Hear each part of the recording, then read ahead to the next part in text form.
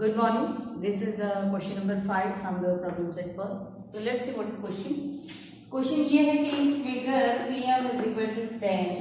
So this is PM and this length is given 10. Then area of triangle PQS. Area of triangle PQS is 100 square centimeter. Then area of triangle QRS. This is a triangle QRS. इसका area given है 110 square centimeter. And then find the LR. ठीक है, तो सबसे पहला वाला part कि area given है, so A1 upon A2 is equal to B1 into H1 and B2 into H2. अगर बेस कॉमन नहीं है, हाइट भी कॉमन नहीं है. ठीक है, तो in this case in triangle PQS and in triangle QRS both triangle have the common base. दोनों ट्रायंगल का कॉमन बेस है QS. ठीक है, तो कॉमन बेस वाला प्रॉपर्टी अप्लाई होगा. And what is the common base property? That A1 upon A2 is equal to H1 upon H2 if B1 is equal to B2. So this is common base property. So this all part is given part and ये बनेगा to find. ठीक है, उसके बाद में इसका solution. तो solution इसका बनेगा कि first area of triangle PQS dividing by second triangle कौन सा? Area of triangle QRS is equal to common base वाला प्रॉपर्टी अप्लाई करने वाले हैं. सो कॉमन बेस वाला प्रॉपर्टी अभी जो मैंने बताया था कि A1 upon A2 is equal to H1 upon H2. So H1 means height of the first triangle PQS and first height is PM. Okay. Dividing by height of the second triangle is QRS. This height is NR. Write your property since A1 upon A2 is equal to H1 upon H2 if B1 equal to B2. अगर कोई भी दो triangle का base same है, then ratio of their areas equal to ratio of their corresponding height. Okay, and then put values. So area of triangle PQS is given 100 upon area of triangle QRS is 110. PM length is 10 and NR आपको find out करना है. ठीक है, so आप calculation करो. So NR this 0 and 0 get cancel. So NR is equal to 10 into 11 divided by 10. Okay, so NR is equal to 11 centimetre because length are given in the centimeter. So this NR value is the 11 centimeter. So this is complete solution for this question.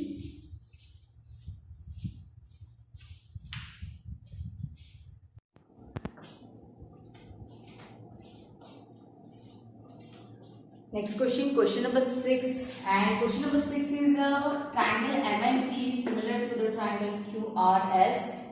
Then length of altitude drawn from the point T is 5 and the length of altitude drawn from the point S is 9. Then find the ratio. So find out करना है कि area of triangle MNT divided by area of triangle QRS, यानी आपको find out करना है A1 upon A2. ठीक है, and दिया ये है कि suppose this is triangle M and T. So height is given from the vertex T. Vertex T से आपको हाइट अल्टीट्यूड यानी होता है हाइट. ठीक है, सो पॉइंट T से आपको अल्टीट्यूड दिया है. सो T is the vertex of the triangle. यहां से जो अल्टीट्यूड दिया है वो अल्टीट्यूड है 5. ठीक है, एंड सिमिलरली दूसरा ट्रायंगल सेकेंड ट्रायंगल जो दिया है that is name is QRS and यहाँ पे जो अल्टीट्यूड दिया है it is from the vertex S. Okay, so this height is 9. So this height is 5 and this height is 9. ठीक है, तो यहाँ पे जो पहले वाली प्रॉपर्टी अपन ने देखा था कि A1 upon A2 is equal to B1 into H1 P2 into H2. ठीक है, वो तो नहीं अप्लाई होगा। क्यों नहीं होगा? क्योंकि यहाँ पे दिया है ट्रायंगल्स आर सिमिलर, ठीक है। तो if triangles are similar then there is another property, and what is that property? If first triangle is similar to the second triangle then ratio of their areas means a1 upon a2 is equal to s1 square upon s2 square. तो ये property अपन ने पढ़ा है, and name of this property or name of this theorem is ratio of area of two similar triangle, ठीक है। तो आपको ये प्रॉपर्टी अप्लाई करना होगा क्योंकि यहाँ पे जो है ट्रायंगल सिमिलर दिए हैं, ठीक है। एंड अगर ट्रायंगल सिमिलर नहीं दिए हैं देन फर्स्ट प्रॉपर्टी आपको यूज करना है। सो यहाँ पे साइड का वैल्यू आपको नहीं दिया है, यहाँ पे आपको वैल्यू दिया है अल्टीट्यूड का, ठीक है। ये जो पहला ट्रायंगल है उसका हाइट दिया है 5 अल्टीट्यूड यानी हाइट, एंड जो दूसरा ट्रायंगल है QRS उसका हाइट दिया है फ्रॉम द वर्टेक्स S9, ठीक है। यानी आपको हाइट दिया है।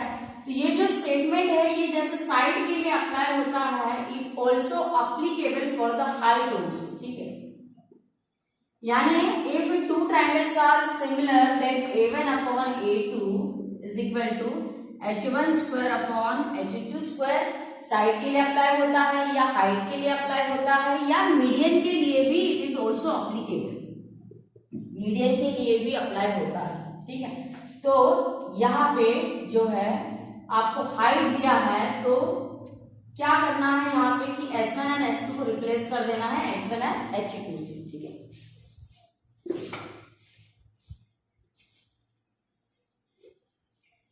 फिगर ड्रॉ करने की जरूरत नहीं है। तो इसका जो सोल्यूशन है वो स्टार्ट होगा कि triangle MNT similar to the triangle QRS, ये गिवन है, ओके।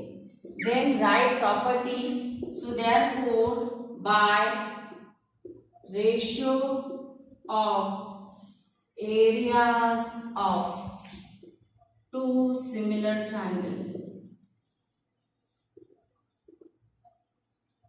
ठीक है। ये जो प्रॉपर्टी है ये आपको दिया है 1.4 के पहले, ठीक है। So by ratio of areas of two similar triangle क्या होगा? What is ratio? a1 upon a2 is equal to, यहाँ पे आपको साइड के लिए नहीं अप्लाई करना है हाइट के लिए, ठीक है। So a1 upon a2 is equal to h1 square upon h2 square. So therefore area of triangle MNT, a1 यानी first triangle, area of triangle MNT dividing by area of triangle QRS, ठीक है। ये दूसरा triangle है, is equal to H1। पहला जो triangle है उसके लिए length of altitude from the point T दिया है आपको 5, तो यहाँ पे आएगा 5 स्क्वायर। एंड जो दूसरा ट्रायंगल है उसके लिए लेंथ ऑफ अल्टीट्यूड दिया है from the point S is 9, यहाँ पे आएगा 9 square. So area of triangle MNT dividing by area of triangle QRS is equal to, square करने के बाद ये बनेगा 25 dividing by 81. So this is complete solution of this question, ठीक है। तो ये जो थ्योरम है इसका जो प्रूफ है अपन ने लिया है साइड के लिए, ये अपन ने पढ़ा है, ठीक है। ये नहीं पढ़ा है मगर इसका भी एक सेपरेट प्रूफ है जो आपके सिलेबस में नहीं दिया है, बट उसके ऊपर क्वेश्चन उन्होंने दिया है, ठीक है। तो यही प्रॉपर्टी जैसे साइड के लिए अप्लाई होता है, this property is also applicable for the height and median, ठीक है। आप हाइट के लिए भी यूज कर सकते हो एंड मीडियन के लिए भी यूज कर सकते हो।